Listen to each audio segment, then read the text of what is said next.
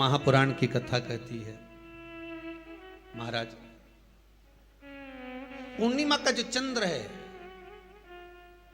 वो विशाल का है और उस चंद्र की पूर्णता में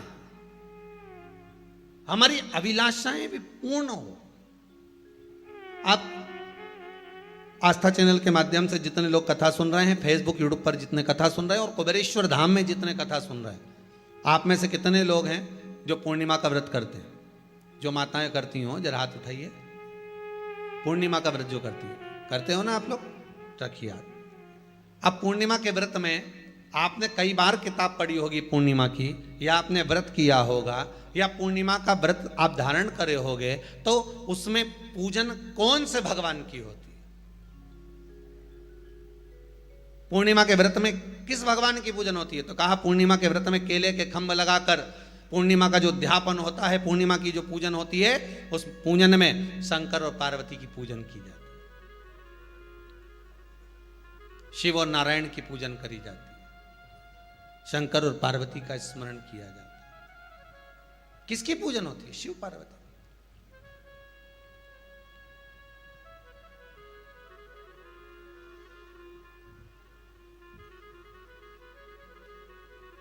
क्यों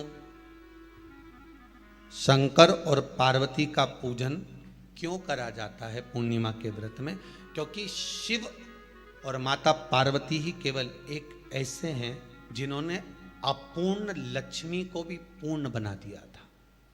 किसको पूर्ण बनाया है? लक्ष्मी। शरद पूर्णिमा के दिन अगर आप शंकर भगवान को एक लोटा पानी अगर शिव को समर्पित कर रहे हो, श्वेत पुष्प को रखकर शंकर जी के ऊपर सफेद फूल को चढ़ाकर अगर एक लोटा जल भी, एक पात्र जल भी शंकर को समर्पित कर रहे हो, तो ये लक्ष्मी के लिए ही तो कर रहे हो। और कौन सी लक्ष्मी? पूर्ण लक्ष्मी। पूर्ण लक्ष्मी। आपको पहले भी कथा में कहा, एक बार भगवान विष्णु के सामने लक्ष्मी मैया ने बहुत तेज स्वर में कह दिया था, नारायण, दुनिया के लोग आपका नाम जपते हैं, दुनिया के लोग नारायण नारायण कहते हैं, दुनिया के लोग आपका भजन करते हैं, पर सत्य मायने में कहूं ना तो मेरे बिना दुनिया के लोगों की नहीं चल सकती, मेरे बिना दुनिया नहीं चल सकती, संसार मेरे बिना नहीं चल सकता। भगवान विष्णु ने कहा ये तो गलत है लक्ष्मी आपका कहना। एक दिन लक्ष्मी को अहंकार आ गया, अहंकार के संबोधन जब माता लक्ष्मी करने लगी तो भगवान उसी समय पर भगवान विष्णु को क्रोध आ गया और भगवान विष्णु ने कह दिया, लक्ष्मी तू इतनी बड़ी बड़ी बात कहती है कि तेरे बिना नहीं रह सकती संसार। मैं तुझे कहता हूं लक्ष्मी तू अपूर्ण है, तू अपूर्ण है, तू पूर्ण कब हो गई?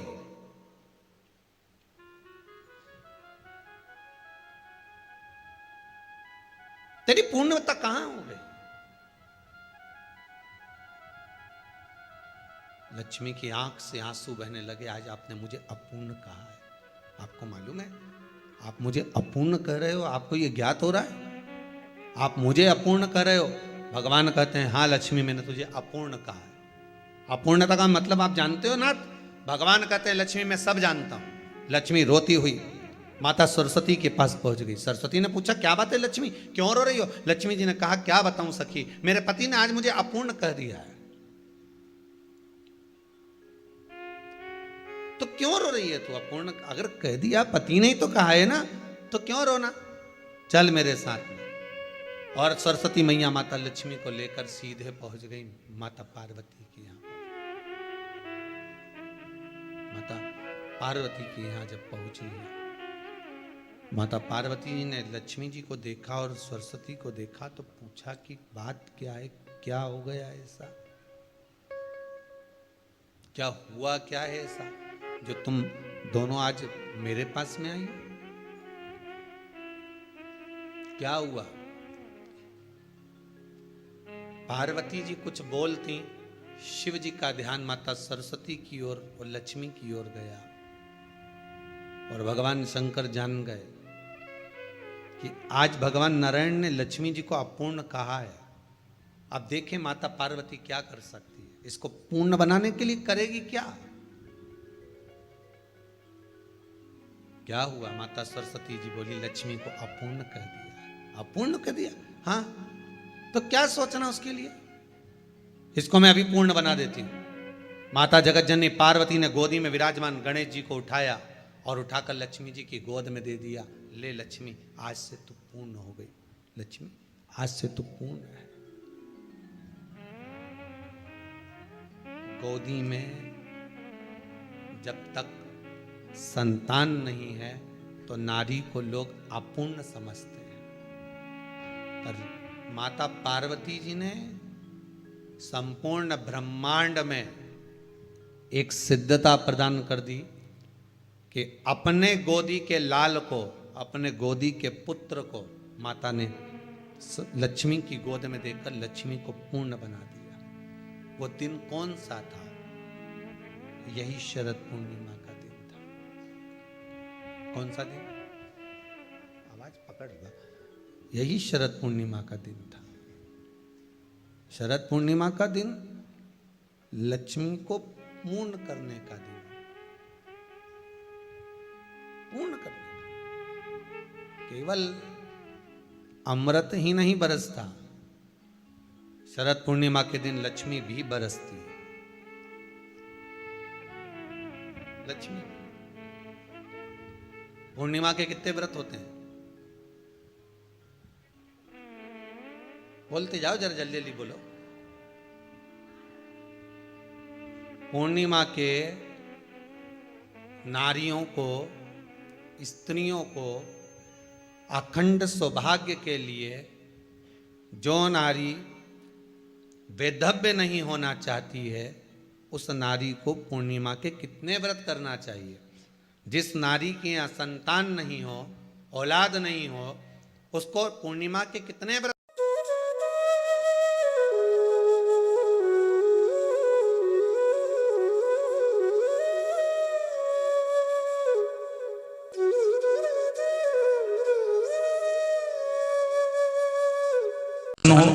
जवानी हो, अधेड़ी हो, बुढ़ापा हो, हम परमात्मा को अपने भीतर जब उतारने का कर्म करेंगे, अपने भीतर जब उतारेंगे, तो ये पक्का है कि फिर हमें जन्म और मरण के प्रपंच में नहीं फंसना पड़ेगा। एक तो परमात्मा ने जो जीवन दिया है ना, परमात्मा ने जो तुम्हें बनाकर भेजा है ना, वो सबसे अच्छा बनाकर भेजा। हमें दुनिया की निगाह में बहुत अच्छा नहीं बनना, क्योंकि तुम कितने भी अच्छे बन जाओ, कितने भी जोरदार बन जाओ दुनिया की निगाह में, सामने वाले की निगाह जैसी होगी वैसे ही तो नजर आएगा उसको।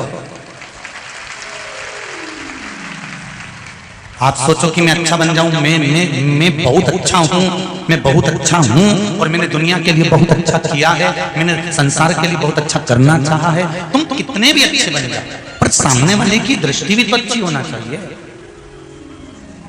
सामने वाले की नजर भी तो अच्छी होना चाहिए।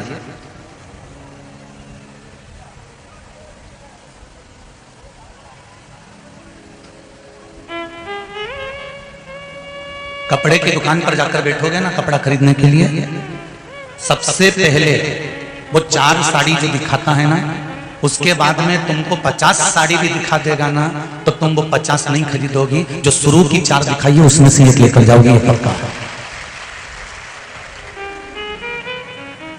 उसके बाद में उसने 50 दिखा दी, 100 दिखा दी, 200 दिखा दी, 250 दिखा दी, 60 दिखा दी, 20 दिखा दी, पर तुमको जो पहले दिखाई है 2, 3, 4 जो भी प्रथम में दिखाई है, बस वही में से तुमको पसंद करना है। एक व्यक्ति को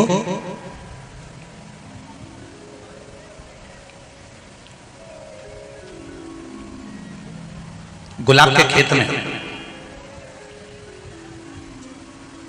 जहां पर गुलाब होता है, गुलाब का पौधा होता है, उस गुलाब के खेत में भेज दिया गया और कहा ये बगीचा है गुलाब का, यहां से लेकर वहां तक गुलाब लग रहा है, तुम्हें इसी रास्ते से निकल कर जाना, सबसे अच्छा गुलाब तोड़ लेना, उसको लेकर बाहर आ जाना, पलट कर वापस नहीं जा सकते, आगे नहीं बढ़ सकते पीछे की ओर, बस आगे बढ़ते जाओ और गुलाब तोड़कर, एक गुलाब तोड़कर लाना और अच्छा लेकर जैसे ही वो गुलाब के बगीचे में अंदर गया, उसको एक बड़ा सुंदर बड़ा सारा गुलाब दिखा, कितना सुंदर है, इसको तोड़ लेता हूँ। पर उसके मन में आया कि तोड़ तो लूंगा, पर मेरे को लगता है आगे और अच्छा गुलाब मिलने वाला है। वो और आगे गया, उसने देखा क्या जोरदार गुलाब है, ये तो उससे भी बड़ा। फिर उसने सोचा ये तोड़ लेता हूँ, नहीं इससे अच्छा और आगे होगा, और आगे गया। उसने फिर वो गुलाब देखा, उसको तोड़ना चाहा। फिर इसके मन में आया इससे अच्छा और आगे होगा, फिर और आगे गया। बढ़ते बढ़ते बढ़ते बढ़ते दरवाजे के करीब में पहुंच गया, और आखिरी में फिर कोई बड़ा गुलाब नहीं मिला, एक छोटा सा गुलाब तोड़ कर लेकर बाहर निकल गया। क्यों? क्योंकि उसकी ये अभिलाषा थी कि और अच्छा होगा, और अच्छा होगा, और अच्छा होगा, और अच्छा होगा, और अच्छा होगा। अच्छा ढूंढने के चक्कर में बाद में उसको अच्छा मिला ही नहीं, एक छोटी सी अच्छाई लेकर बैठ गया। इसलिए शुरुआत में जो तुमको अच्छा मिलता जाए, बस उसी को संजोकर आगे बढ़ते चले जाओ। राम नाम, कृष्ण नाम, शिव नाम, भगवान का नाम लेकर संजोकर अग्रणी बढ़ोगे तो जीवन का सुख अपने आप पा जाओगे।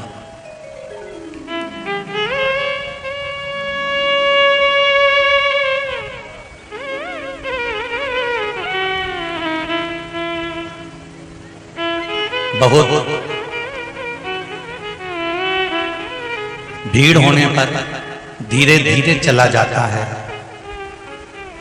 बहुत दूर दूर से कथा सुनने आए हो आप लोग, ट्रैक्टर लेकर, मैजिक लेकर, ऑटो लेकर, बाइक लेकर, मोटरसाइकिल लेकर, टवेरा लेकर, ढेर गाड़ियां लेकर आए हो। लाखों में गाड़ियां खड़ी है पूरे क्षेत्र में, रतलाम के आसपास लाखों।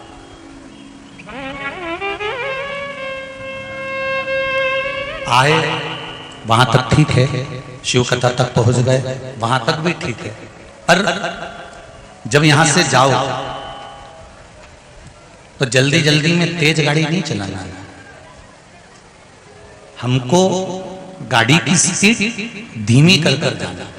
ड्राइवर गाड़ी तेज चलाए तो बैठे हुए पैसेंजर को कह देना चाहिए भैया थोड़ा धीमे चला, भैया थोड़ा आराम से चला, भैया थोड़ी रास्ते चला, भैया थोड़े हौले, थोड़ा धीमा धीमा गाड़ी चला।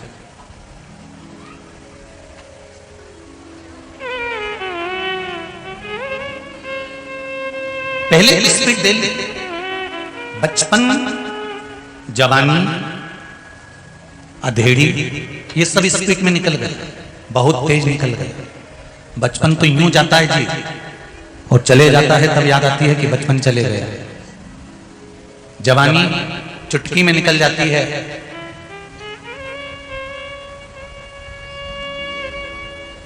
फिर कोई उम्र भी पूछे तो बताने में शर्म आती है कि कैसे बताऊं मैं 35 की हो गई, कैसे बताऊं।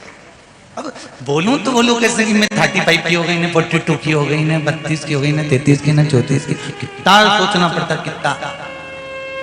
बचपन जल्दी निकल जाता है, जवानी जल्दी निकल जाती है, अधेड़ी भी कमाते कमाते निकल जाती है। एक बुढ़ापा ऐसा होता है जिसमें स्पीड थोड़ी स्लो होती है।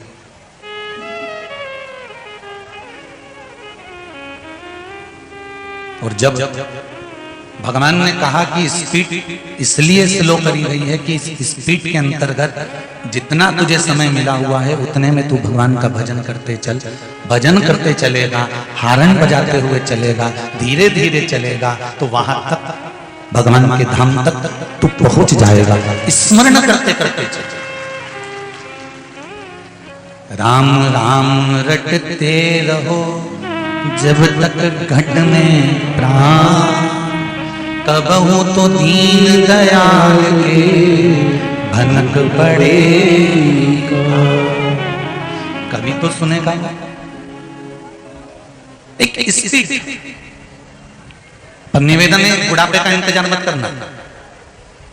कोरोना महामारी दिया, जो बूढ़े थे वो तो बच गए, जवान जवान निपट गए। बुढ़ापे का इंतजार मत करना कि बुढ़ापा आएगा तब मैं राम गाऊंगा, बुढ़ापा आएगा तब मैं कृष्ण गाऊंगा, बुढ़ापा आएगा तब मैं भगवत भजन करूंगा, बुढ़ापा आएगा तब मैं संकीर्तन करूंगा। हमें बुढ़ापे का इंतजार नहीं करना है। हमें जो अवस्था चल रही है, हम ये भी नहीं कहते कि तुम दुकान छोड़ दो, हम ये भी नहीं कहते कि तुम गंगा जी के घाट जाकर बैठ जाओ, तुम नर्मदा जी के घाट जाकर बैठ जाओ, तुम यमुना जी के या सरयू जी के घाट जाकर बैठ जाओ। बिल्कुल मत बैठो, तुम तो दुकान पर बैठो। सवेरे 9 बजे से लेकर रात को 9 बजे तक बैठो, कोई मना नहीं करेगा तुमको।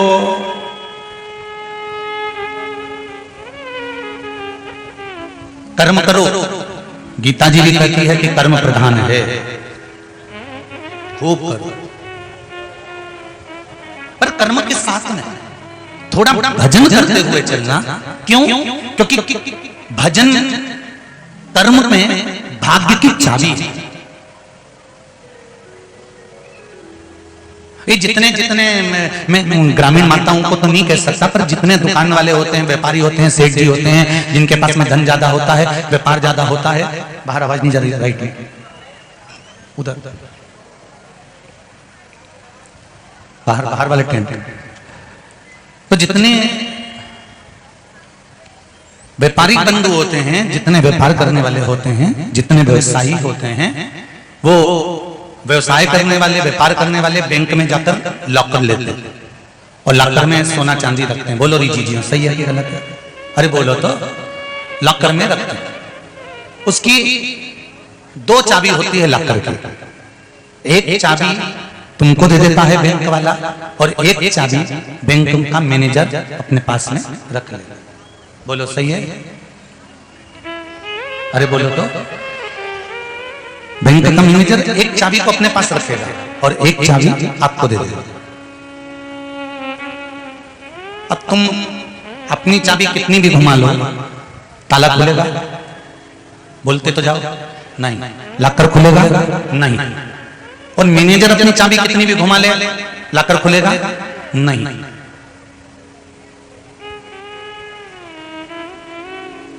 तुम अपनी चाबी लगाओ, फिर वो अपनी चाबी लगाएगा, मैनेजर अपनी चाबी लगाएगा, तब जाकर वो ताला खुल जाएगा, लॉकर खुल जाएगा।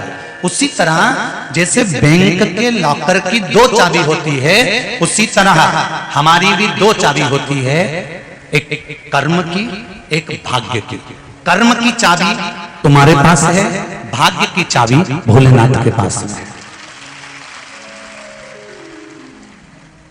आप केवल कर्म करे जाओगे, कर्म करे जाओगे, कर्म करे जाओगे, चाबी घुमाए जाओगे, घुमाए जाओगे, घुमाए जाओगे, लॉकर खुलेगा? नहीं। और यदि तुमने सोच लिया मैं तो भाग्य के भरोसे रहूंगा, केवल एक ही काम करूंगा, मैं तो गंगा जी के घाट पे पड़ा रहूंगा और मेरा भाग्य खुल जाएगा, खुलेगा? अरे जम के बोलो जरा। नहीं। तुम कर्म की चाबी घुमाते जाओ, तुम काम करते चले जाओ, कर्म करते चले जाओ, भले छोटा व्यापार करो, जरा सा करो, चाहे कुरकुरा बेचो, चाहे चाउमीन बेचो, चाहे पानी पतासा बेचो, चाहे छम्मक लड्डू बेचो, चाहे गुड़िया का बाल बेचो, चाहे तुम्हारी मर्जी पड़े चाय बेचो, तुम्हारी मर्जी पड़े लस्सी बेचो, चाहे तुम ठेला चलाओ, चाहे तुम साइकिल चलाओ, चाहे तुम रिक्शा चलाओ, बस कर्म की चाबी तुम घुमाते रहो, काम करते रहो। इसमें लाभ नहीं हुआ ये करूंगा, इसमें लाभ नहीं हुआ ये करूंगा। कर्म की चाबी तुम घुमाते जाओ और कर्म की चाबी के साथ में एक काम करना, लोटा भर के जल शंकर को चढ़ाते रहना, भाग्य की चाबी वो घुमाकर चले जाए, उसको मत छोड़ना। एक चाबी से काम नहीं चलेगा, कर्म ही कर्म करे जाओगे और भाग्य की चाबी नहीं खुली तो कोई मतलब का नहीं, और भाग्य की चाबी खुल भी गई और कर्म की चाबी नहीं खुली तो कोई मतलब नहीं। दोनों चाबियां चाहिए लॉकर को खोल।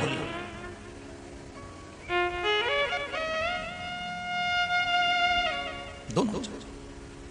हरि भजन बिना विश्राम, भोलेनाथ बिना उद्धार, भोलेनाथ बिना उद्धार, शंभुनाथ बिना उद्धार नहीं, हरि भजन बिना भगवान नहीं। भगवान के भजन बिना कर्म की चाबी घुमाने के साथ में भाग्य की चाबी जरूरी है, बहुत जरूरी।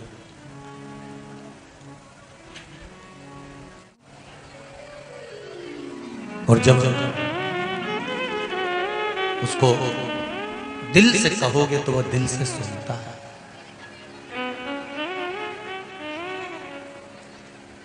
बचपन खेल में खोया, जवानी नींद भर सोया, बुढ़ापा देख कर रोया, सिराने मौत हंसती है।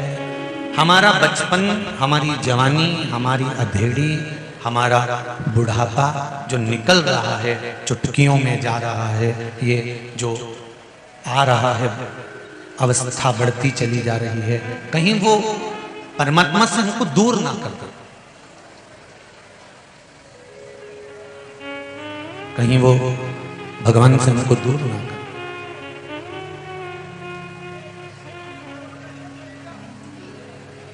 जल चढ़ाने के बाद में, आज वैसाख की शिवरात्रि है, जल समर्पित किया है। जल चढ़ाने के बाद में आचमन किया थोड़ा बहुत, अरे बोलो तो जल के किया है ना।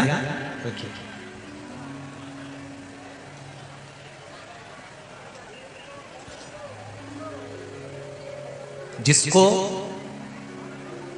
डॉक्टर कह देता है कि इसको नाड़ियां चोक हो गई हैं, नसें ब्लॉक हो गई हैं, इसका बाईपास करना पड़ेगा, रिंग डालना पड़ेगा या पाइप डालना पड़ेगा, उस व्यक्ति को ऑपरेशन कराने से पहले किसी भी शिवरात्रि पर, किसी भी शिवरात्रि पर महाराज काली तिल और लाल चंदन, इन दोनों को पीस कर घिस कर उसका उपटन बनाना, शंकर भगवान पर उसका लेपन करना चाहिए किसी भी शिवरात्रि। और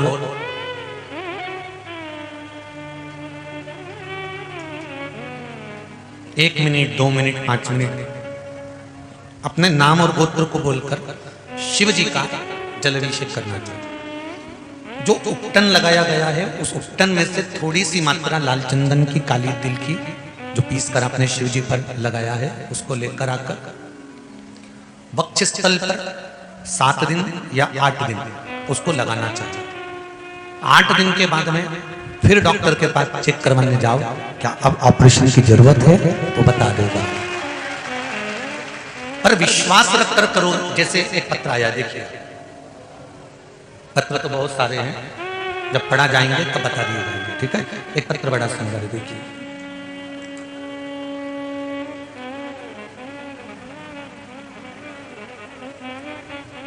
मनीषा सेन, पिता कैलाश चंद्र जी सेन, खावरिया बाजार रतलाम से हैं। कहीं हैं बेटे? अगर बैठे हो तो हाथ हिला दीजिए। आप ही हैं? दोनों हाथ हिला दो एक बार। हर हर महादेव। मेरा ससुराल जावद है। गुरुजी मुझे 2019 में बीमार हो गई, जांच करवाई तो पता चला कि मुझे गर्भाशय में एक गांठ थी। फिर उसकी जांच करवाई गई, जो गांठ निकली उसकी जांच करवाई गई। गुरुजी वह गांठ कैंसर की थी। उसके बाद में गुजरात के हॉस्पिटल में मेरा इलाज शुरू हुआ और ऑपरेशन करवाया गया, फिर भी कोई फर्क नहीं पड़ा। उससे मेरी किडनी में भी असर हुआ, दोनों किडनियों में नलियां लगाई गई, तभी शरीर सूखता गया। उसके बाद आयुर्वेदिक दवाइयां लेना प्रारंभ किया गया, उसके बाद भी फर्क नहीं पड़ा। तब मैंने मोबाइल पर आपकी वीडियो क्लिप आया, उसमें आपने कहा कि अगर आपको कोई औषधि ले रहे हो और वो औषधि नहीं लग रही तो उसको शंकर जी को समर्पित कर दो और शिव जी से कहो श्री शिवाय नमस्तुभ्यम मंत्र बोलने के बाद बाबा से विनती कर कर कहो कि बाबा जब आप जहर का प्याला पी सकते हो तो क्या मेरा रोग नहीं पी सकते। और बाबा से विनय करा, निवेदन करा। मैं बिस्तर पर पड़ी रहती थी, उठ नहीं पाती थी, मुझसे चला नहीं जाता था, पर बाबा की ऐसी कृपा है कि जब से मैंने ये उपाय करा है, आज कथा में 6 दिन से कथा लगातार श्रवण कर रही है। ये कैंसर के मरीजों का हाल है कि शिव बैठा है। बैठो बहन, बाबा की कथा में आए हो और बाबा ने इतना अच्छा कर दिया है ना आपको, तो उस पर विश्वास करना और जल्दी पूर्ण तरह से ठीक कर देगा। उस पर भरोसा पूरा रखिए। अकाल मृत्यु वो मरे जो काम करे चंडाल का, काल उसका क्या बिगाड़े जो भक्त हो महाकाल का। जो शंकर की आराधना करता है, शिव तत्व में डूबा रहता है, शिव आराधना में डूबा रहता है, जिसका विश्वास पक्का है, तो समझ लो शिव तुम्हारे साथ हर पल खड़ा हुआ है, हर जगह खड़ा हुआ है। विश्वास पक्का होना चाहिए।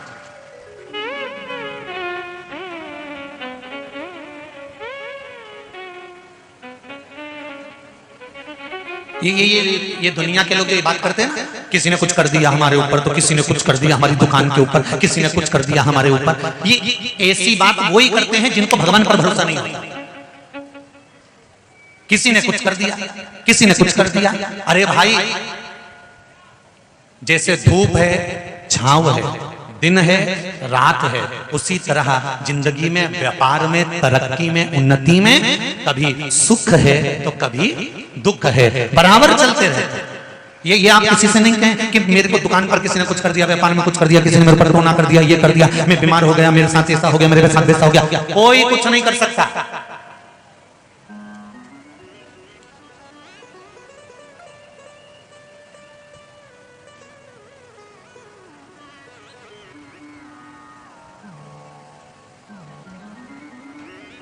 आप उस पर विश्वास पूरा रखिए। शंकर जी कहां रहते हैं? शंकर भगवान कहां रहते हैं? दो स्थान, एक कैलाश, दूसरा शमशान। काशी भी शमशानी थी। अब इससे पहले जब हरिद्वार की कथा कही तो उसमें कहा था काशी शमशान था जो भगवान शंकर को प्रिय था। दक्ष प्रजापति ने जो श्राप दिया था शिव जी को कि तुम्हें शमशान में रहना पड़ेगा, तो काशी में शिव रहे, काशी शमशान। एक कैलाश पर रह रहे, दूसरा शमशान में रह रहे।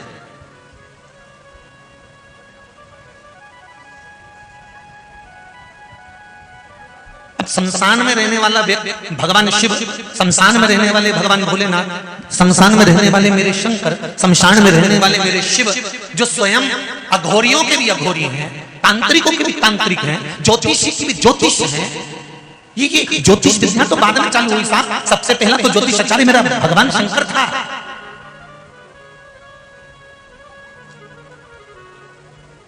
और उन्होंने ज्योतिषी कोई साधारण जगह पर नहीं करी। राम जी के दरवाजे पर जाकर कह दिया ये राम है। भगवान कृष्ण के दरवाजे पर कह दिया यशोदा रानी तेरी गोदी में जो लाला है इस पे काल मंडरा रहा है। यशोदा जी ने पूछा तुम्हें कैसे मालूम पड़ा? शंकर जी बोले मैं सब जानता हूं क्योंकि मैं ज्योतिषी। इससे बड़ा ज्योतिषी कहां मिलेगा? घड़ी उसने बनाई, पल उसने बनाया, नक्षत्र उसने बनाया, समय उसने बनाया, महीना उसने बनाया, वार उसने बनाया, तिथि उसने बनाई, सब कुछ निर्माण उसने कराया।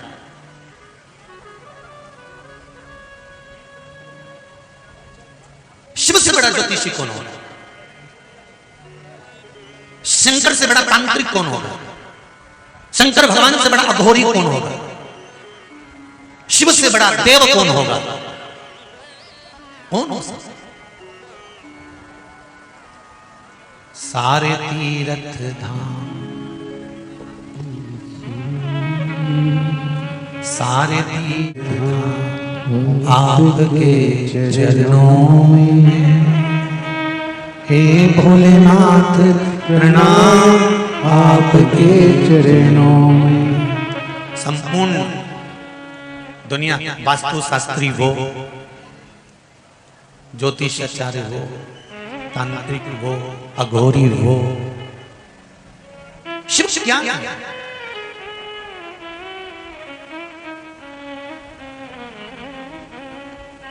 अच्छे से समझ लो भाई।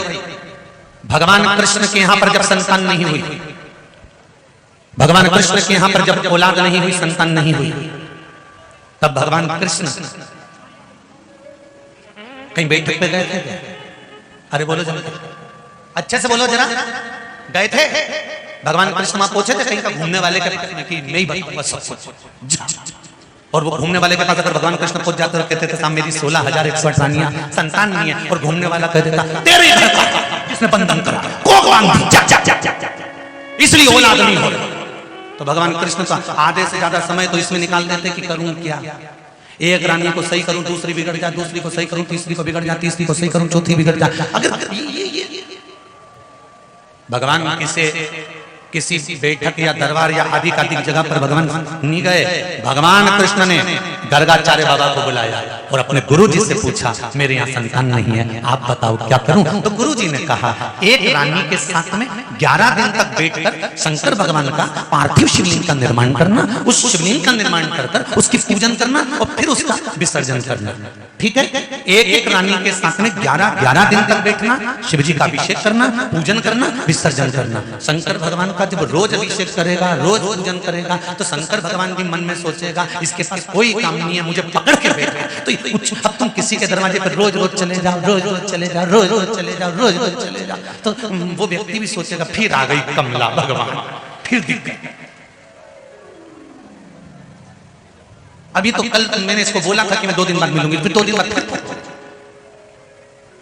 3 दिन बाद, फिर आखिरी में उसको तुमसे मिलना पड़ेगा और तुम्हारा समाधान करना पड़ेगा। ये निश्चित है, पक्का। भगवान कृष्ण एक रानी के साथ में 11 दिन तक बैठकर अभिषेक पूजन करते रहे। शिव जी प्रसन्न हो, शंकर भगवान प्रसन्न होकर बोले, कन्हैया किस लिए मेरी पूजन कर रहे हो? भगवान कृष्ण ने कहा, संतान के लिए। चिंता मत करो, एक रानी के गर्भ से तुमने 11 दिन तक मेरी पूजन करी है, इसलिए एक रानी के गर्भ से 11 संतान होगी। 10 छोरा, 1 छोरी, 1,77,186 भगवान कृष्ण के घर में बच्चे हो गए, शिव की कृपा से। इतने तो रतलाम में नहीं होंगे। रतलाम की बात चल रही है, आज तो तुम लोग ना जाने कितने लाखों में हो, वर्णन नहीं कर सकता। 1,77,186 भगवान कृष्ण के संतान हो गई, बच्चे हो गए। जब बच्चे इतने हो गए, तब भगवान कृष्ण शिव जी को धन्यवाद देते हैं कि भोलेनाथ, दुनिया के लोगों को ये प्रेरणा है, जब कोई साथ ना दे तब महादेव के चरण पकड़ लेना, वो सब कुछ दे देगा, सब दे देगा।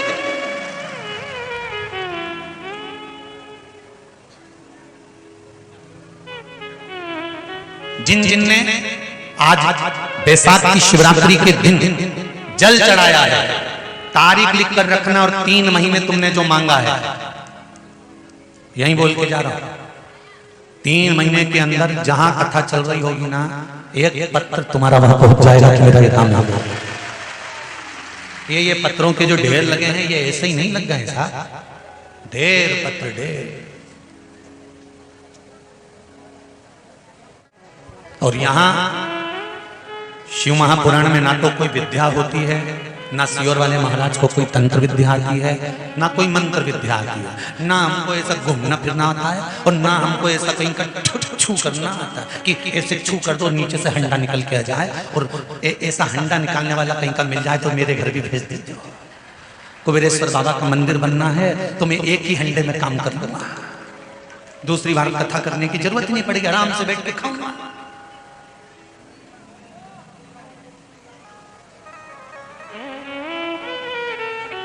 ना हम तंत्र जानते हैं, ना हम मंत्र जानते हैं, ना हम साधना जानते हैं, हम तो केवल इतना जानते हैं, श्री शिवाय नमस्तुभ्यं। बस 2-3 चीज हमने धारण करी है। एक शंकर भगवान को जल चढ़ाना, बेलपत्र चढ़ाना, एक सूर्य भगवान को अर्घ चढ़ाना, दूसरा रुद्राक्ष अपने तन पर धारण करना।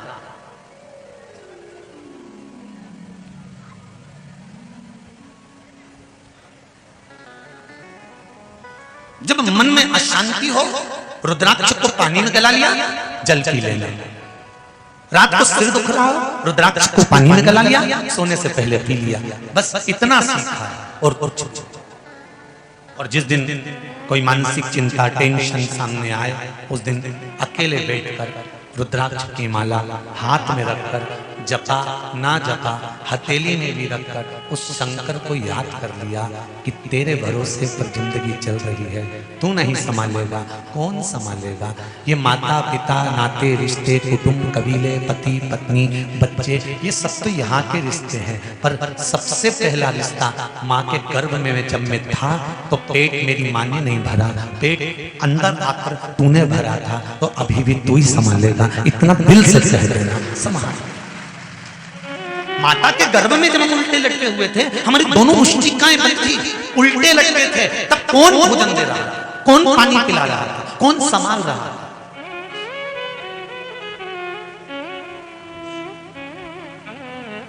और कितनी कृपा करी है मेरे भोलेनाथ ने। ये तो देखो, तुमको भिखारी नहीं बनाया, नहीं तो कटोरा लेके कहीं इनका इंदौर के 3 बत्ती 4 बत्ती पर खड़े मिलते। धन्यवाद दो उसको, अच्छे माता पिता के गर्भ से जन्म दिया है, अच्छे घर में जन्म दिया है, अच्छे कुल में जन्म दिया है, अच्छी पत्नी मिली, अच्छा पति मिला, अच्छे बच्चे मिले, पूरा शरीर मिला, एक भी डिपार्टमेंट गड़बड़ नहीं दिया, सब पूरा पूरा दिया। ये तेरी कृपा है। और सबसे बड़ी कृपा तूने ये करी कि भारत की भूमि पर जन्म दिया, इससे बढ़कर कुछ। और इससे बड़ी कृपा एक कर दी कि मुझे सनातनी धर्म में पैदा कर दिया, मुझे गलत धर्म नहीं। जिस सनातन धर्म के अंदर एक मछली को भी पूजा जाता है, जिस सनातन धर्म के अंदर एक मछली को भी कष्ट नहीं दिया जाता।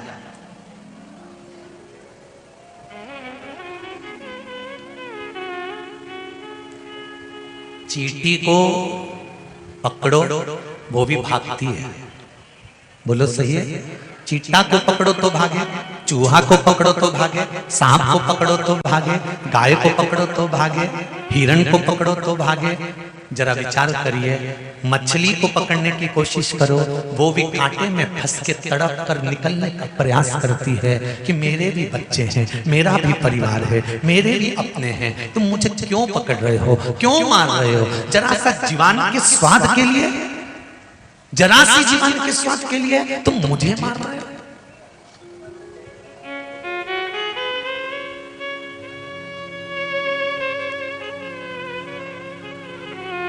क्यों? किसी को कष्ट देना सनातन धर्म में नहीं लिखा। सनातन धर्म में तो एक बात लिखी है कि सर्वे भवन्तु सुखी, कोई दुखी ना। हे पुराण परमात्मा विश्व बने धर्मात्मा, एक यही बस प्रार्थना, एक यही बस प्रार्थना। हे पूर्ण परमात्मा विश्व बने धर्मात्मा, एक यही बस प्रार्थना, एक यही बस। दुखी ना हो कोई आत्मा, एक यही बस प्रार्थना, सुखी रहे सब आत्मा, हे पूर्ण परमात्मा। बस भगवान से यही निवेदन कर सकते हैं कि सुखी रहे।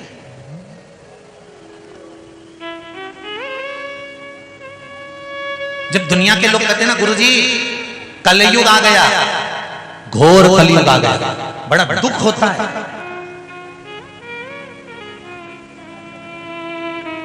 क्यों? क्योंकि हमारे वेदों में, हमारे पुराणों में, हमारे शास्त्रों में लिखा हुआ है कलयुग अपना काम करेगा। उस कलयुग को भी आप सतयुग बना सकते हो, भजन के बल पर, सत्संग के बल पर, भक्ति के। कलयुग अपना काम करेगा। बचपन गया तो जवानी आएगी, ये सरल है, सहज है। जवानी के बाद अधेड़ी आएगी, ये पक्का है। अधेड़ी के बाद बुढ़ापा आएगा, ये पक्का है। साइकिल के बाद मोटरसाइकिल आएगी, ये पक्का है। मोटरसाइकिल के बाद 4 व्हीलर गाड़ी आएगी, ये पक्का है। किराए के मकान के बाद तुम्हारा फ्लैट मकान आएगा, बस मेहनत करना पड़ेगा, वो बहुत निश्चित है, पक्का। हमारे शास्त्र, हमारे वेद, हमारे पुराण, हमारा धर्म कहता है कि कलयुग आ गया। लोग कहते हैं कलयुग आ गया, कलयुग आ गया, कलयुग आ गया, कलयुग आ गया। इस कलयुग में भी सतयुग आ सकता है अगर आप चाहो तो। और सतयुग आए कि नहीं आए वो पता नहीं, पर अगर मेरे शंकर की कृपा रही तो कलयुग की जगह शिवयुग जरूर आ सकता है, यह पक्का होगा। एक एक नए युग का निर्माण है शंकर की शिव महापुराण की कथा। आने वाले समय में आपको नहीं कहना पड़ेगा कि कलयुग चल रहा है, क्या कहोगे? शिव युग चल रहा है। मंदिर मंदिर में भीड़ लगी पड़ी हुई है, लोग जल लेकर जा रहे हैं, दिया जला रहे हैं, पशुपति व्रत कर रहे हैं, शंकर के मंदिर को देखकर प्रसन्न हो रहे हैं, उसकी चौखट को देखकर आनंद उत्पन्न कर रहे हैं। कोई जाता है मंदिर में झाड़ू लगा जाता है, कोई जाता है शिव मंदिर में पोछा लगा जाता है, कोई जाता है शंकर जी के सामने से निकल कर जाता है तो थोड़ा इस्माइल देकर चले जाता है, कोई जाते जाते मस्तक झुका देता है, कोई जाते जाते हर हर महादेव कह देता है। सबके मुख पर श्री शिवाय नमस्तुभ्यम है, कोई नमः शिवाय कर रहा है, कोई पंचाक्षर मंत्र कर रहा है, कोई रुद्राक्ष गले में धारण कर रहा है।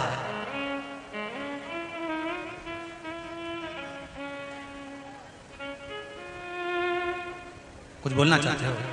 छोटा है कि बड़ा? कथा बहुत है। देव जरा दे माइक पे जल्दी से, जल्दी हाँ जल्दी जल्दी। कलयुग सतयुग की और बड़े। हम मानते हैं कि सतयुग नहीं आ सकता, हम मानते हैं कि हम वापिस त्रेता को नहीं ला सकते, द्वापर को नहीं ला सकते, पर एक नए युग का निर्माण तो कर सकते हैं और वो कलयुग की जगह हम शिव युग ला सकते हैं शंकर की आराधना के बल। श्री शिवाय नमस्ते। श्री शिवाय नमस्ते। हम गुरुदेव जी बोलिए। मेरी सिस्टर का मकान हो चुका था लेकिन उसके लोन पास नहीं हो रहा था। जब आपने बताया टीवी पे कि पशुपतिनाथ व्रत करना है तो उसने जैसे ही पशुपतिनाथ व्रत दूसरा ही करा और तीसरे में आर्डर आ गया कि आपका लोन पास हो चुका, मकान सब कुछ फ्री हो चुका है। जय हो बाबा की। श्री शिवाय नमस्ते। यही शिव की कृपा। तो अब कोई तुमसे कहे कि नहीं कलयुग चल रहा है तो तुम दिल से कह सकते हो कौन सा युग चल रहा है? जम के बोलो जरा, शिव युग चल रहा है, कलयुग नहीं।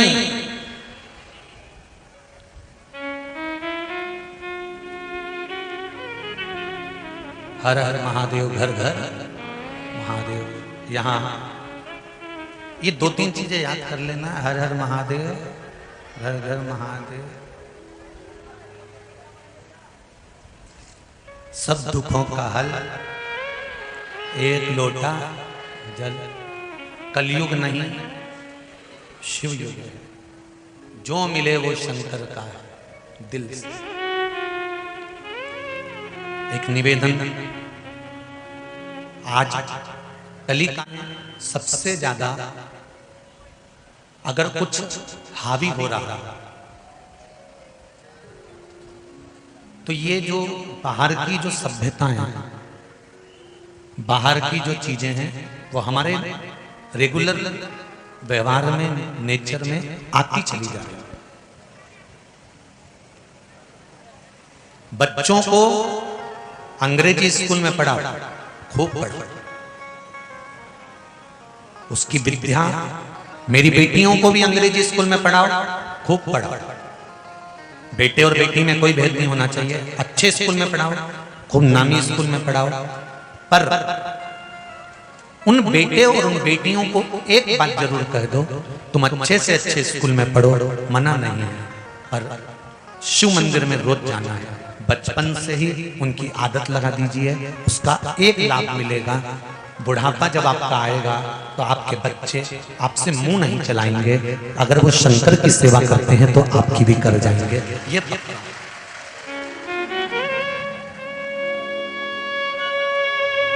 इस पूरे पंडाल में और बाहर जितने खड़े हुए हैं धूप में, इधर उधर, पीछे आगे, राइट लेफ्ट, जितने भी खड़े हैं, मुझे विश्वास है कि यहाँ 70 से ऊपर वाले तो कमी है, 60 से ऊपर वाले कम हैं। जितने यहाँ पर बैठे दिख रहे होंगे ना, ये सब 60 के अंदर के होंगे, मतलब अभी इनका बुढ़ापा नहीं आया। कितने बैठे हो रहे 60 के अंदर वाले? जरा हाथ उठाओ तो। 60 के अंदर वाले, 60 के ऊपर वाले मत उठा दो, तुम्हें तो भगवान ही उठाएगा, तुम काहे उठावा? तो 60 के अंदर वाले उठाओ जरा। उठा लिए? हाँ, बहुत बढ़िया। हर हर, रख लो रख लो। अब 60 के ऊपर वाले उठाओ जरा। हाँ नहीं, ठीक है, तुम लोग भी आए हो, एक बात तो है।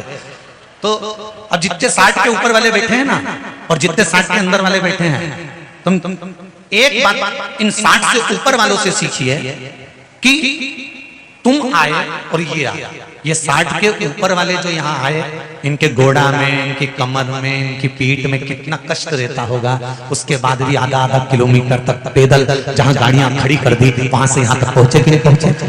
तो 60 से ऊपर वालों से हमको ये सीखना है कि जब ये हिम्मत नहीं हार सकते आने में, तो हमें भी कर्म में हिम्मत नहीं हारना, आगे बढ़कर अपने सनातन धर्म को लेकर जाना। इनसे हमें सीखना, इनसे हमको प्राप्त करना।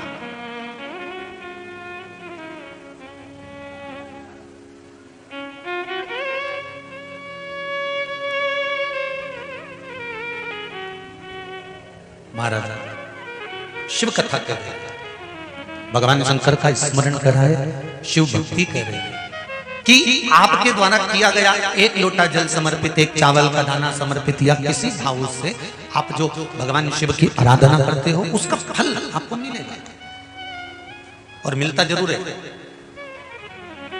बड़ी प्रसन्नता की बात है। यहाँ के प्रशासन को, रतलाम के जितने प्रशासनिक हैं, प्रशासन वाले हैं, इनको धन्यवाद देना चाहूंगा।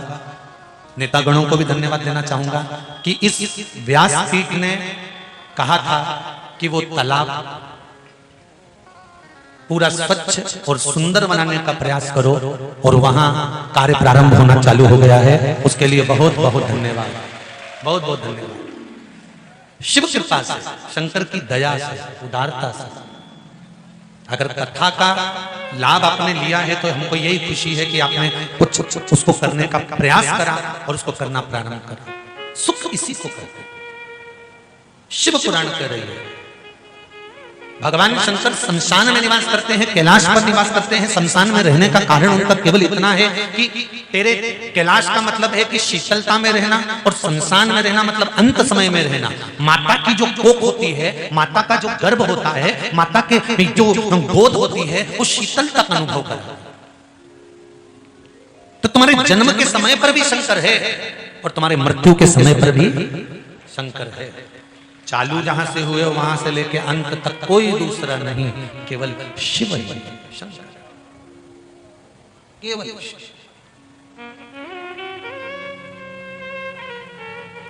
शंकर की दया, शंकर की उदारता,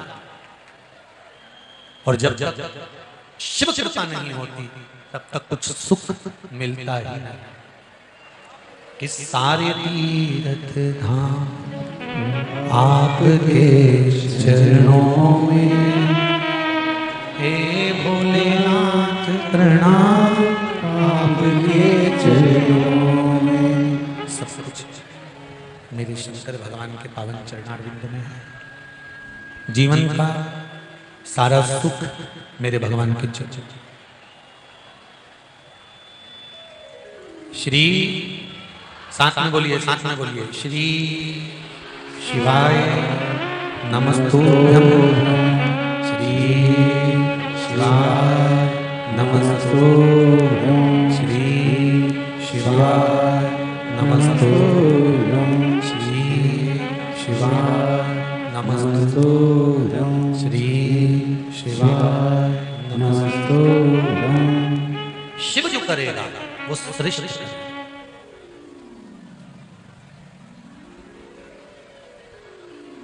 शंकर के बिना, शिव के बिना कुछ भी नहीं। भगवान शंकर, भगवान शिव बैठे हुए थे, माता पार्वती जी पीछे से आई और मां जगतजननी पार्वती जी ने आकर भगवान शंकर के नेत्रों को बंद किया। जब शिवजी के नेत्र माता पार्वती जी ने बंद करे, पीछे से आकर जैसे ही नेत्र शंकर भगवान के बंद किए, तब शिवजी के नेत्र से एक अश्रु नीचे गिर गया, जिससे अंधकासुर की उत्पत्ति हो गई।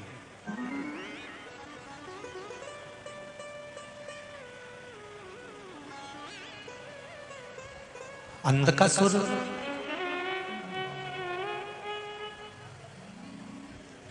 जिसको भगवान शिव जी ने कहा कि इसको ले जाकर समुद्र में फेंक दो, ये श्रेष्ठ नहीं है।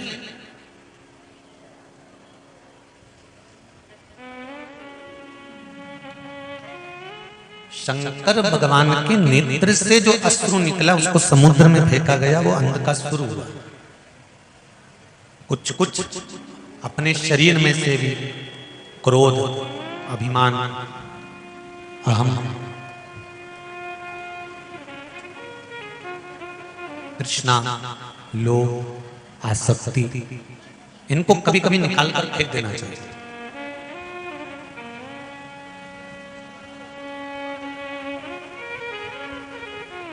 एक व्यक्ति ने एक पत्र लिखा है, वो पत्र कक्ष में है।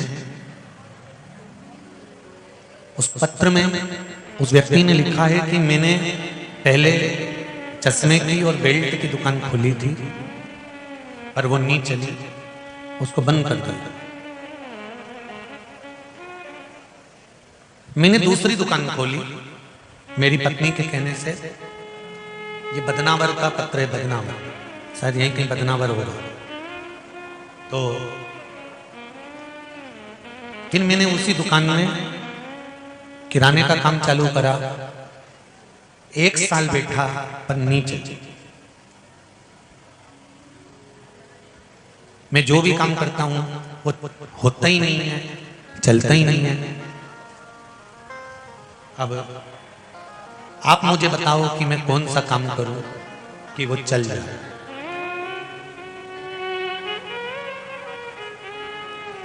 मेरा तो इतना सा निवेदन है, जिसने प्रश्न किया है उसको एक ही कुएं को जरा नीचे तक गहरा खोदने का प्रयास करिए।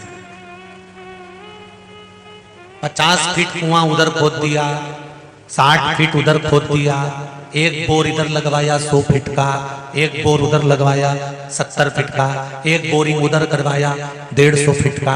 उसकी जगह तुम्हारा दिल करे वहां एक बोरिंग करवाओ और 350-400 फीट करवा दो, पानी निकलेगा, पक्का है।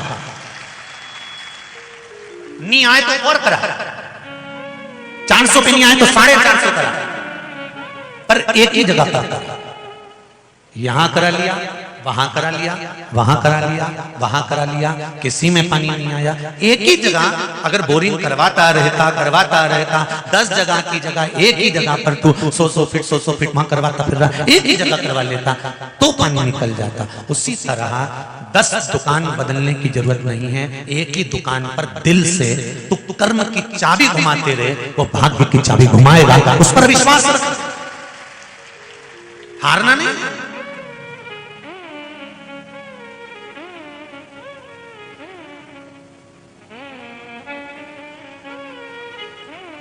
एक पत्र आया, देखिए।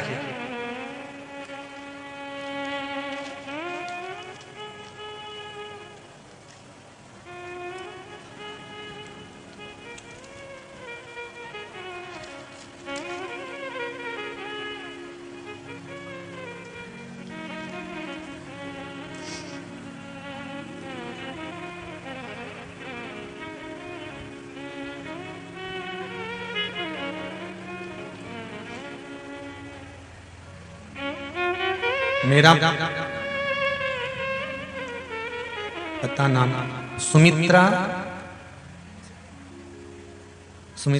हंसड़ा। मैं मंदसौर से आई हूं। कहीं बैठी हैं सुमित्रा जी?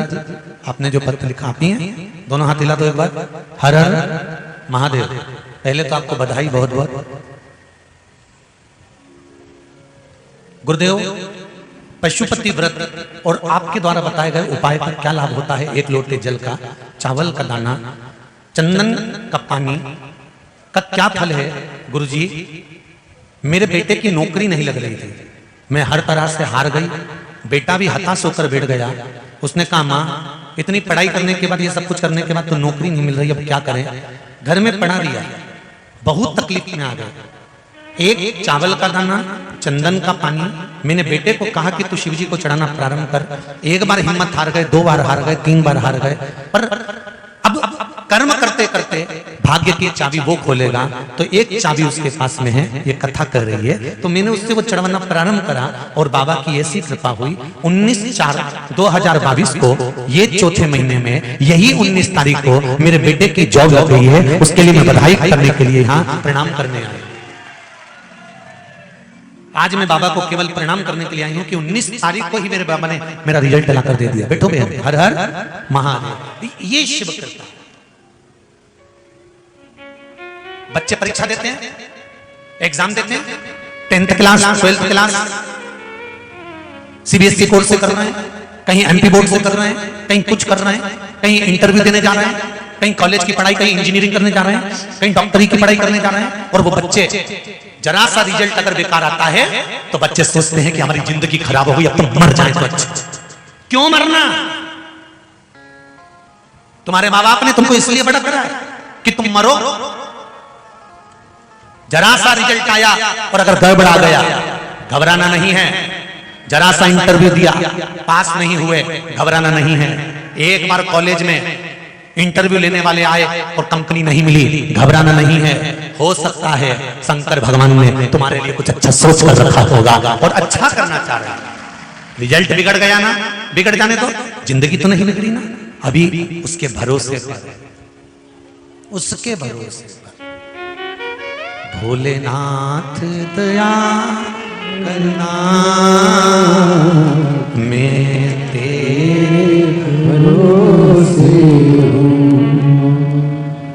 मेरे बाबा दया करना, मैं तेरे भरोसे हूँ। ना घर के भरोसे हूँ, ना परिवार के भरोसे हूँ, ना घर के भरोसे हूँ, ना परिवार के भरोसे हो। मेरे बाबा दया करना, मैं तेरे भरोसे हूँ। शिव के भरोसे। एक बार अगर रिजल्ट गड़बड़ हो गया, एक बार अगर काम गड़बड़ हो गया, एक बार अगर दुकान नहीं चली, व्यापार नहीं चला, परेशानी आ भी गई, घबराना नहीं है, छोड़कर नहीं भागना है, हमें कहीं जाना नहीं है, हमें कुछ गलत करना नहीं है। उल्टा हमको और बल के साथ कर्म की चाबी घुमाना है और शंकर जी के मंदिर जाना चालू करना है और भाग्य की चाबी उसके भरोसे छोड़ देना। अब वो जाना। एक पत्र और है, देखिए।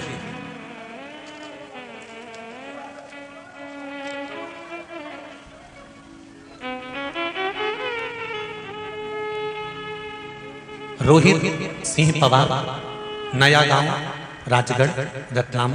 मोबाइल नंबर भी दिया गया है। कहीं बैठी हो आप ही हैं? दोनों हाथ हिला दीजिए एक बार। हर हर महादेव। गुरुजी, 6 महीने से आपकी कथा श्रवण कर रहा हूं। मेरे बालक राजवीर को पिछले 2 से 3 साल से इन्फेक्शन हो गया था, जिसको मैंने रतलाम, इंदौर, बड़नागर के हॉस्पिटल में दिखाया। कहीं से भी कोई फर्क नहीं पड़ा। आपका उपाय फुलेरा दूज वाला, धतूरा और बेलपत्र वाला मैंने किया और रोज बेलपत्र शिवजी को चढ़ी हुई खिलाना उसको प्रारंभ किया। शंकर जी पे चढ़ा हुआ पानी पिलाना प्रारंभ करा। गुरुजी, फरवरी माह 2022 को बालक को बाथरूम की स्थान से ब्लड निकलना प्रारंभ हो गया, वही इन्फेक्शन के कारण। डॉक्टर को दिखाया, डॉक्टर ने कह दिया इसको बाथरूम के स्थान पर एक गांठ हो गई है और वो गांठ ऑपरेशन के माध्यम से निकलेगी। परंतु मेरा और मेरी पत्नी का विश्वास प्रबल था और हमने शिव की आराधना प्रारंभ करी, जल पिलाना प्रारंभ करा, बेलपत्र खिलाना प्रारंभ करा। अब मेरा बेटा बिना दवाई के 90% ठीक हो चुका है। जांच कराने में गठान नहीं है। ये पत्र बैठिएगा, बैठिए। जांच कराने पर गठान नहीं है। अब मेरा बेटा ठीक हो गया। ये शिव कृपा। फोटो भी भेजा है बच्चे, बालक का फोटो भी आप चैनल पर भी देख रहे हैं। शिव कृपा किसको, पत्र बहुत है, बहुत, और सबने अपने अपने दिल से लिखे। थोड़ा सा दुख आया, थोड़ी सी तकलीफ आई, थोड़ा सा कष्ट आया, थोड़ी सी बीमारी आई, थोड़ा सा दुख आया, डॉक्टर ने कह दिया तुमको कैंसर है, डॉक्टर ने कह दिया तुम्हारा लीवर गड़बड़ है। कुछ कहना चाहते हो? माइक दो, जल्दी पूछो। डॉक्टर ने कह दिया लीवर गड़बड़ हो गया, किडनी गड़बड़ हो गई, कैंसर हो गया, ये मैं हम मानते हैं डॉक्टर है और वो बोल रहे हैं कि ये हो गया, पर वो अपना इलाज कर रहे हैं, वो दवाई दे रहे हैं, वो गोली दे रहे हैं, वो ऑपरेशन कर रहे हैं, वो कर्म की चाबी वो घुमा रहे हैं, पर एक चाबी तुम भगवान के भरोसे पर भी तो रखो।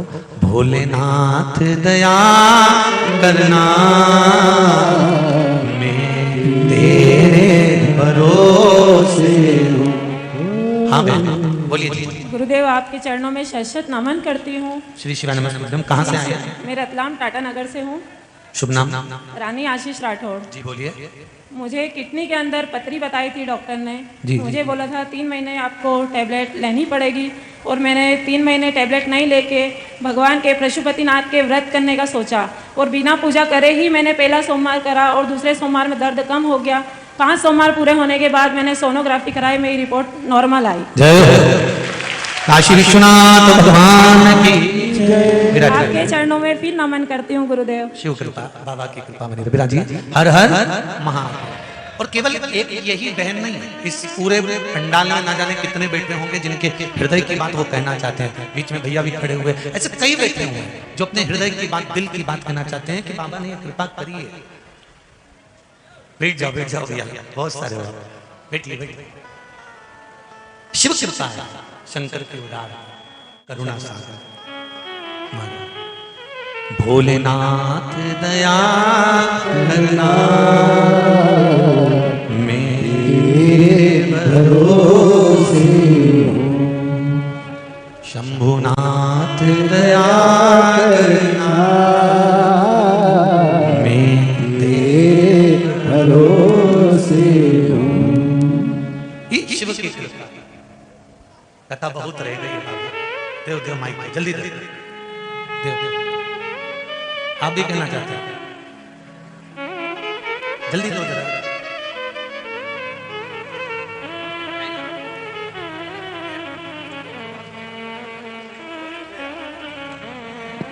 मैंने तेरे ही भरोसे। श्री शिवा नमस्ते। श्री शिवा नमस्तुभ्यम गुरु जी। क्या नाम है बाबू? मेरा नाम कोकिला दैया है। कहाँ से आए हैं? मैं रतलाम काजू नगर से हूँ। जी, जी। आज आप बोल रहे हैं कि मैं तेरे भरोसे, भोलेनाथ के भरोसे ही आज सुबह से मेरे बेटे का रिजल्ट का इंतजार कर रही थी। 10th क्लास में है। मुझे विश्वास नहीं था, पर उसने बेलपत्री का उपाय किया था और वो आज पास हो गया है। बधाई हो। आज ही रिजल्ट आया है क्या? आज ही रिजल्ट आया, और मम्मी का, वो मेरी मम्मी के यहाँ पे है, और मैं मेरी सासू जी के साथ यहाँ बैठी हूँ। मेरे दोनों बच्चे घर पे है, ससुर जी घर पे है, और मेरे पति देव आशीष दैया आपकी सेवा में 7 दिन से यहीं लगे हुए हैं, सब काम छोड़ के। श्री शिवा नमस्ते। बहुत आप लोगों को दिल की बात कहना, एक आध कथा दिल की बात ही रख लेंगे, तुम चिंता मत करो। चालू करो ना। बाबा की कृपा हो, शिव की उदारता, शिव तत्व को जाना, भगवान शंकर को।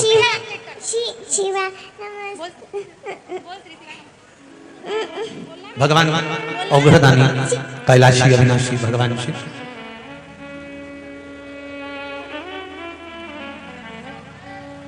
मैं तेरे भरोसे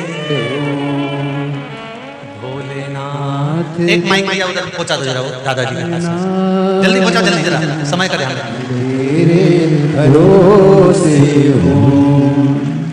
जल्दी भेजो जरा। भोलेनाथ दया बस पक्के खड़ा आए हो तुम लोग शंकर जी के, ये निश्चित है। जल्दी भेजिए जरा दादाजी के पास। भोलेनाथ दया करना, मेरे भरोसे हूँ। श्री, सब लोग बोलो साथ में, श्री शिवाय। जी दादाजी बोलिए, कहाँ से आए हैं? हर हर महादेव, हर हर महादेव। कहाँ से आए हो? कहाँ से आए हैं आप? मैं सर, मैं पवन राठौर जावरा महावीर कॉम्प्लेक्स से आया हूँ गुरुदेव। और मेरे बच्चे की शादी में 5 साल से भटक रहा था जी। और जिस लड़की को मैंने पहली बार फोन करा उनके पापा मम्मी को, जी। उनने कोई सही जवाब नहीं दिया जी। उसके बाद मैंने सब जगह से थक गया, आपकी कथा सुनना चालू कर दी थी मैंने। फिर आपके भगवान के भरोसे कथा सुनना चालू कर दिया और किस्मत से ये हुआ कि एक बार फिर उसका बायोडाटा आया तो मैंने उन्हीं के पापा मम्मी से फिर बात करी और उन्होंने बोला कि ठीक है हम लड़का देखने आएंगे। तो गुरुदेव ऐसी कृपा हुई, उनको लड़का पसंद आ गया और हमारे लड़के को बुलाया कि आप भी आ जाओ साथ में। पक्का हो गया बाबा की कृपा। और गुरुदेव वो हम लड़के को ले गए, रिश्ता भी हो गया और अभी 19 फरवरी को शादी भी हो गई गुरुदेव आपके आशीर्वाद से। सबको और आपका पत्र भी दिया है सर, मैंने आपको पत्र भी दिया है। शंभू बैठिए। एक रुद्राक्ष की मैं आपके रुद्राक्ष पुराण का चमत्कार बताता हूँ सर। एक रुद्राक्ष का चमत्कार बताता हूँ मैं। बोलिए। मैं जीवन में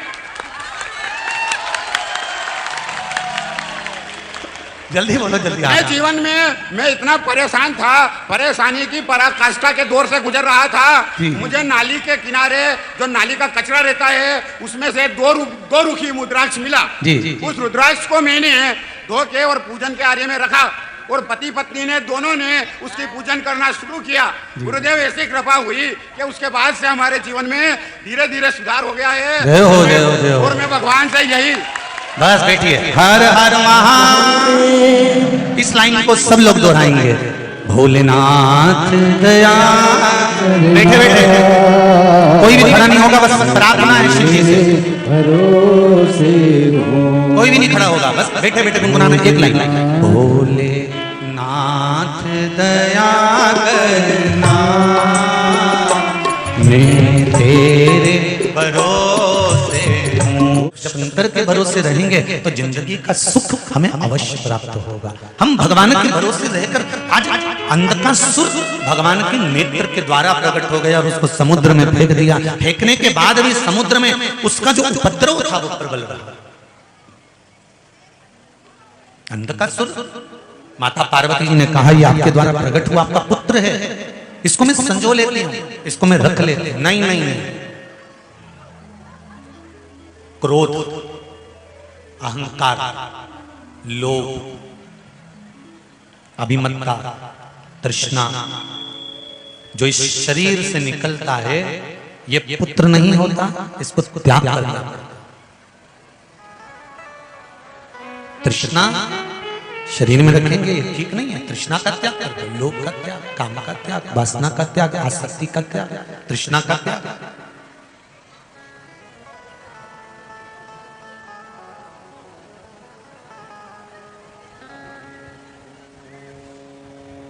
ये आसक्ति का त्याग है। अभी ये कथा तो आज विराम हो जाएगी। 3 तारीख से नर्मदापुरम जिले में, होशंगाबाद जिले में, सिमली हरचंद में, गल्ला मंडी प्रांगण के अंतर्गत सम्मुख में मां नर्मदा शिव महापुराण की कथा, जैसे बैसाख के महीने में बैसाख शिवरात्रि शिव पुराण कथा का महत्व सुनने को मिला, उसी तरह बैसाख के महीने में आप नर्मदा जी नहाने जाओ ना जाओ, पर मां नर्मदा की पूरा चरित्र कि माता नर्मदा जी की सास ने क्या कहा। 3 प्रश्न माता नर्मदा जी की सासू ने नर्मदा जी के सामने रखे थे। 3 प्रश्न।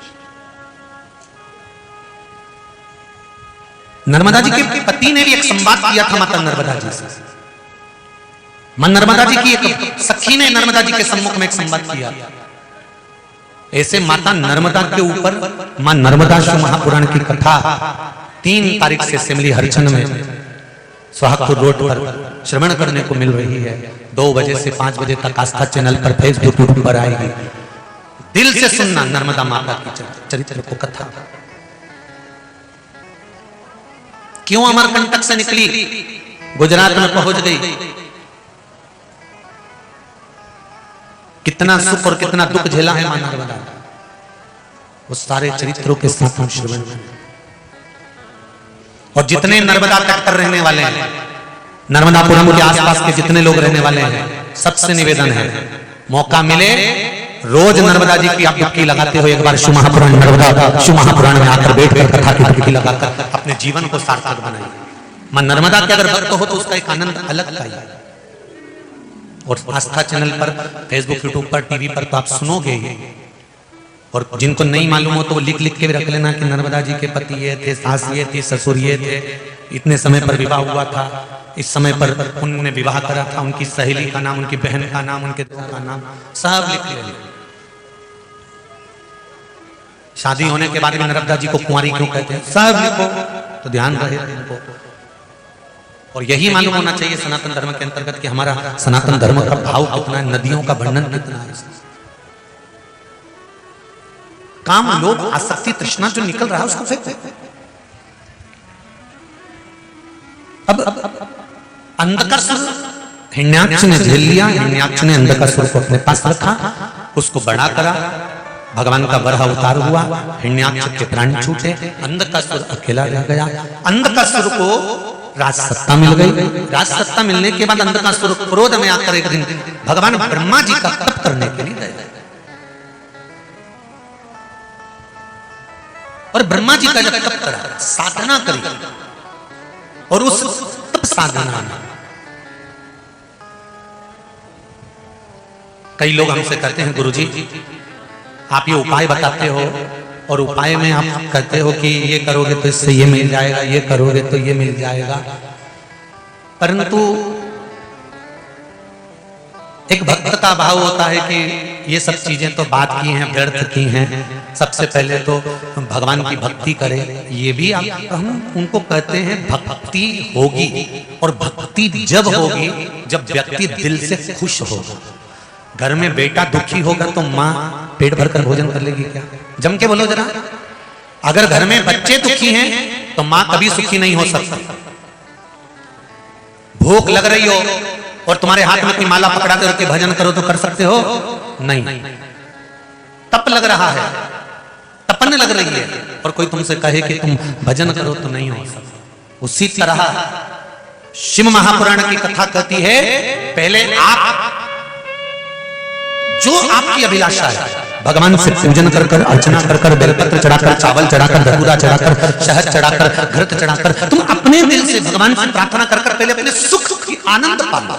उसके बाद जब तुम पूर्ण रूप से सुखी हो जाओगे, आनंदित हो जाओगे, हृदय चित्त जब तुम्हारा आनंदित हो जाएगा, हृदय में जब सुख की अनुभूति हो जाएगी, तब आप रूप आपका मन भगवान शंकर की भक्ति में लग ही जाएगा। फिर वो मन भटकेगा नहीं, फिर वो नहीं भटकेगा। श्री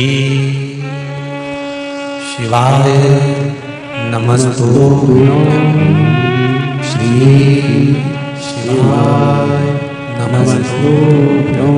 अंधकासुर तप करा, साधना करा, और अंधकासुर ने जब तप साधना करी तब उस अंधकासुर की तप साधना से ब्रह्मा जी प्रकट हो गए, प्रसन्न हो गए। मांग तुझे क्या चाहिए, बोल तुझे क्या दूं मैं, क्या प्रदान करूं मैं तुझको, क्या दिया जाए तुझको। ब्रह्मा जी जब पूछे तब अंधकासुर ने कहा, प्रभु हे भोलेनाथ, हे ब्रह्मदेव, देना चाहते हो तो मुझे इतना वर दे दो, मैं मरूं नहीं, मेरे प्राण ना छूटे, मेरे प्राण ना जाए, इतना वर दे दीजिए। मुझे अगर देना चाहते हो तो बस इतना आशीर्वाद, इतना आप मुझे वर दे दो। ब्रह्मा जी ने कहा ऐसा नहीं हो सकता कि तुम मरोगे नहीं, मरना तो निश्चित है, प्राण तो छूटेंगे ही, प्राण तो जाएंगे ही, क्योंकि आया है सो जाएगा, राजा रंग फकीर, ये आया है जाएगा। ये नहीं है कि तुम जाओगे और कोई नहीं जाएगा, ऐसा नहीं, सबको जाना है। कलकत्ता में कहा था ना, वहीं मिलेंगे 47वें दिन आता है ना कि जब मृत्यु होती है, और मृत्यु होने का जब 47वां दिन रहता है तो बेतरनी पर खड़े मिलते हो। आज एक और प्रसन्नता की बात है, हरियाणा में, पंजाब में जितना सत्तू बना था वो सत्तू 2 दिन में बिक गया, और सत्तू नहीं बचा, उसका पत्र आया। धन्य है आप लोग देखिए, बोलने का मौका सबको देंगे, पर थोड़ा सा आप लोग बैठ जाइए यार। जब कथा में मध्य में कथा बहुत सारी रह गई है, उसका भी स्मरण हमें करना है, उसके बाद में आप लोगों की सुनिए। शिव कृपा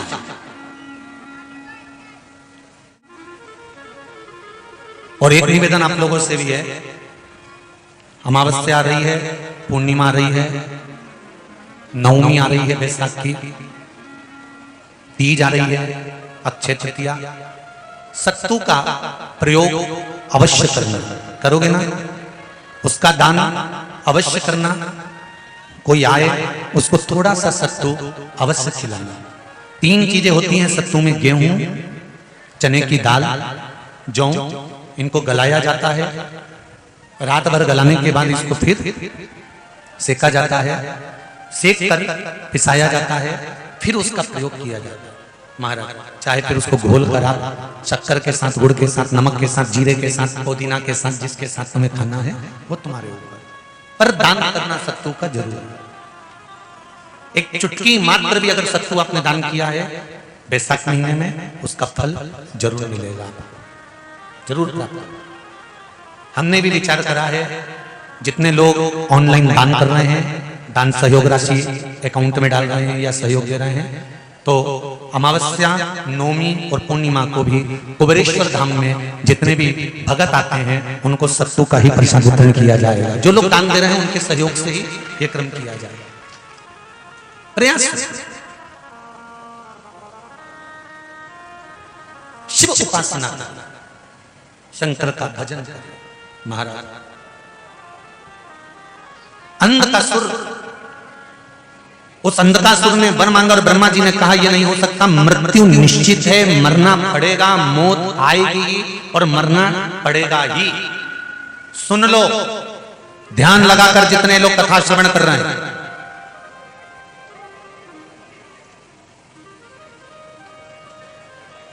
जोड़ जोड़ कर मर जाओगे, आखिरी में यहीं छोड़ जाओगे। केवल जो दान तुमने करा, जो धर्म तुमने करा, यहाँ रोड पर प्याऊ लगाकर पानी पिलाया, शरबत पिलाया, लोगों को गर्मी में छाया दी, कुछ खिलाया, बैसाख के महीने में जो तुमने पुण्य करा, भजन करा, सत्कर्म करा, ये कभी समाप्त होने वाला नहीं है, ये अजर और अमर होगा, अजर अमर।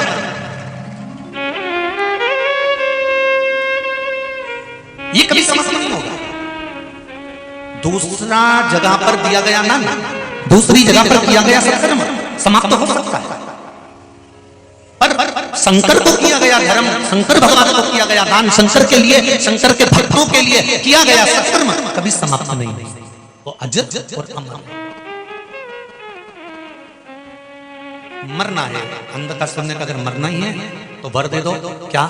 अगर मरूं तो मेरी माता को जिस दिन मैं गलत दृष्टि से देखूं उस दिन मेरे प्राण छूटे, और वही हुआ।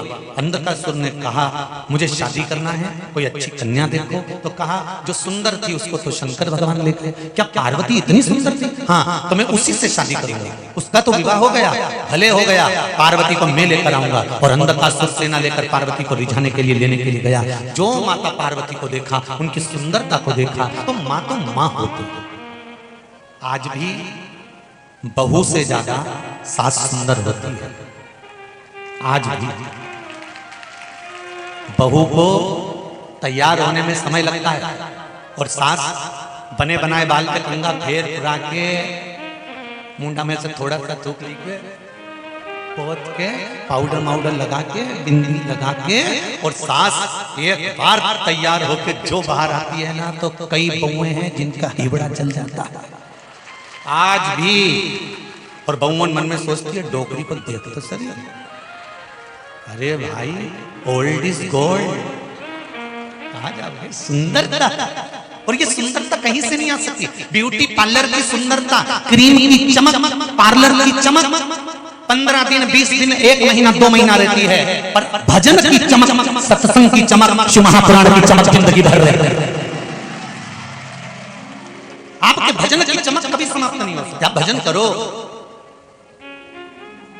कई कई बूढ़ी बूढ़ी माताएं जब मंदिर से आती है ना और मुंह में पान भी नहीं खाए तो भी उसके होठ लाल दिखते हैं। साड़ी साधारण सी पहनी, बस सिर पे पल्लू ले लेगी, आंखों में थोड़ा सा सुरमा लगा है, बिंदी बड़ी सारी कुंकू की लगी है, ऐसी। और माताओं को ना जाने क्या हो जाता है, बिंदी लगाने में क्यों शर्माती है। माथे पर जब कुंकू की गोल बिंदी बड़ी सारी माताओं के चेहरे पर लगी होती है ना, तो आधा तो देखने वाला इनको देख के बिंदी में फंसा देता है कि इतनी सुंदरता, उसकी बिंदी में इतनी सुंदरता होती है, पर ना जाने ये तो इतनी बड़ी लगा है।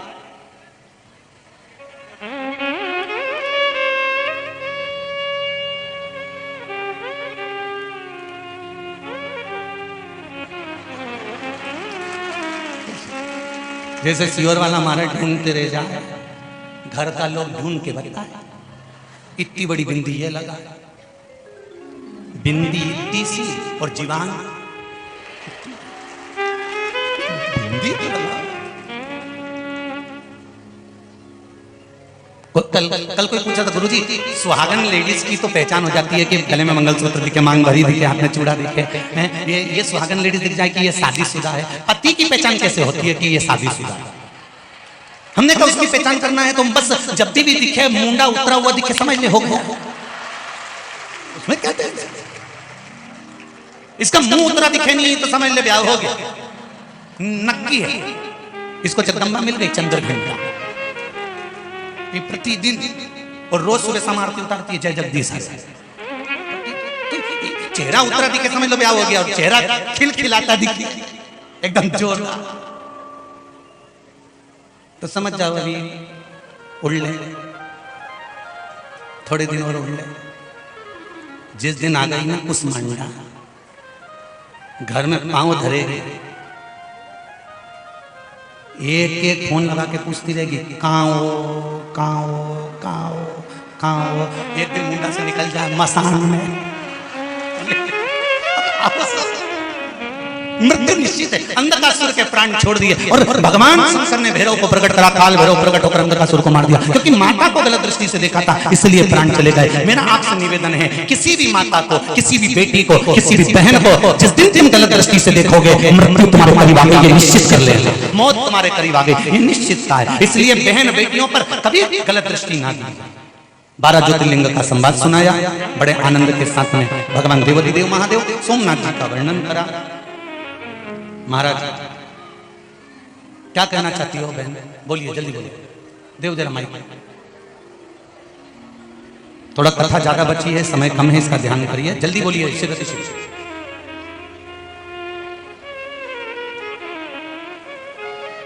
हेलो,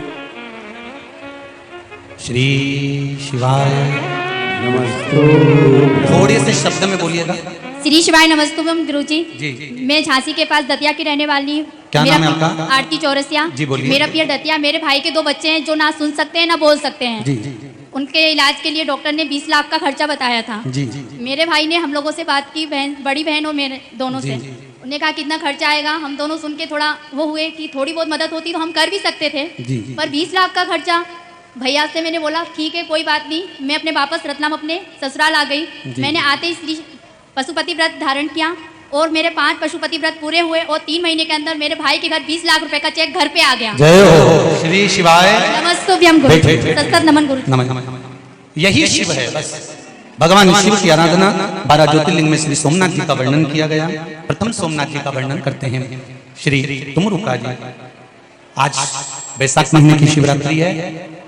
आप लोगों ने अगर पूरी शिव महापुराण की कथा नहीं सुनी हो तो ये 12 ज्योतिर्लिंग का चरित्र अपनी जगह पर बैठकर बड़े प्रेम से श्रवण कर लें, जिससे पूरी कथा का पुण्य फल आपको प्राप्त हो जाए। चंद्रदेव पर काया नष्ट होने का श्राप लग गया। चंद्रदेव की काया टपकने लगी। भगवान देव ऋषि नारद से रहा नहीं गया और देव ऋषि नारद जी ने चंद्रदेव को भगवान शंकर के पार्थिव शिवलिंग के निर्माण का वर्णन किया।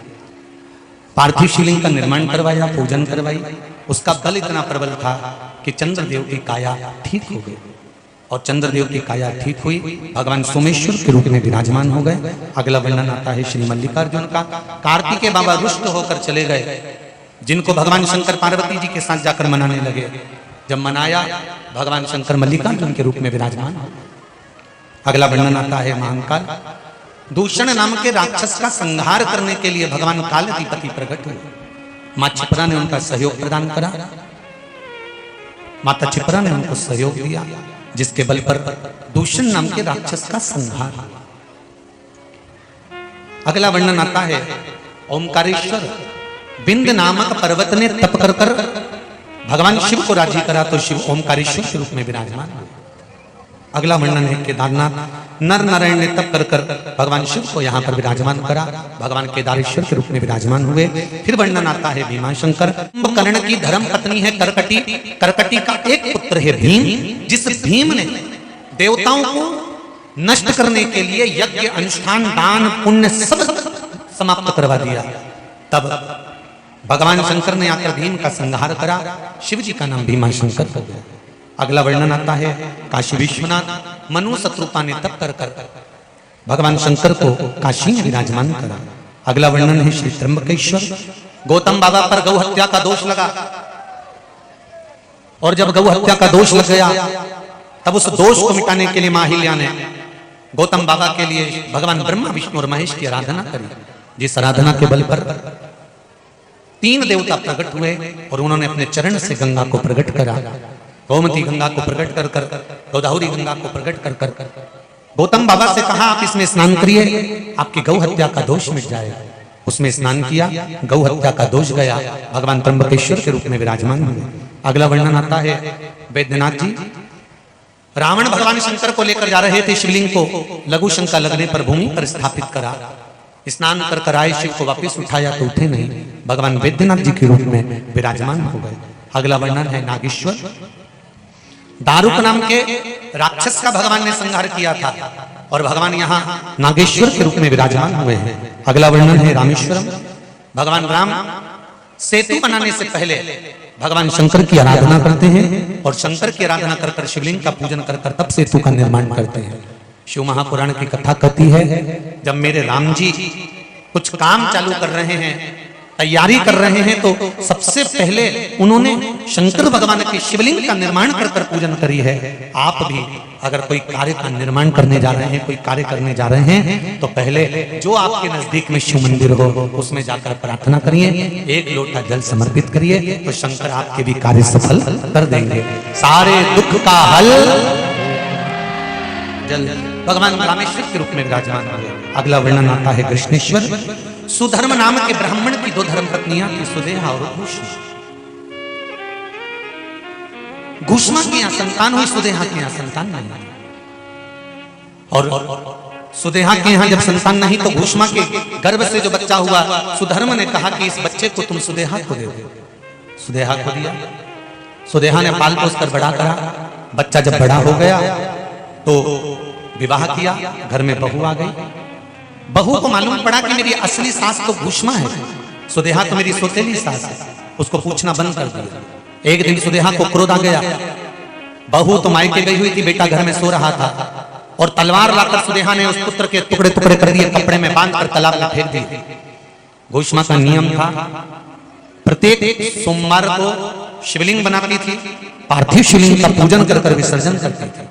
आज विसर्जन करने गई, जब कर कर विसर्जन कर कर जब वापिस आने लगी तो मन में आया कि मैंने बहुत दिन से अपने पुत्र को नहीं देखा, बाबा कृपा करिए मेरे पुत्र का दर्शन करा दीजिए। 1 हफ्ते पहले मरा हुआ घुष्मा का बेटा शिवलिंग का विसर्जन करते से ही तैरता हुआ बाहर आ गया। भगवान शंकर ने घुष्मा के पुत्र को ठीक करा, शिवजी का नाम कृष्णेश्वर महादेव हो। ऐसे 12 ज्योतिर्लिंग का वर्णन भगवान कुमरुका जी करते हैं।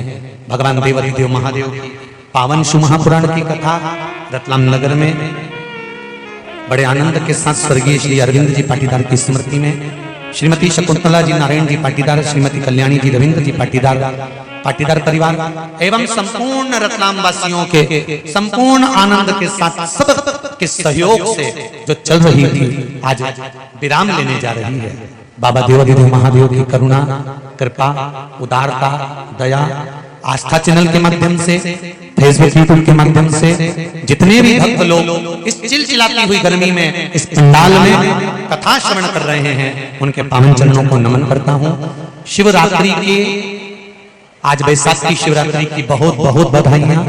माता जी कुछ कहना चाहती हैं? माइक वगैरह देव जल्दी दो इनको, थोड़े से शब्द में बोलिएगा माता जी, जल्दी जल्दी। हाँ ये बुजुर्ग माता जी को दो, हेलो, जल्दी दो।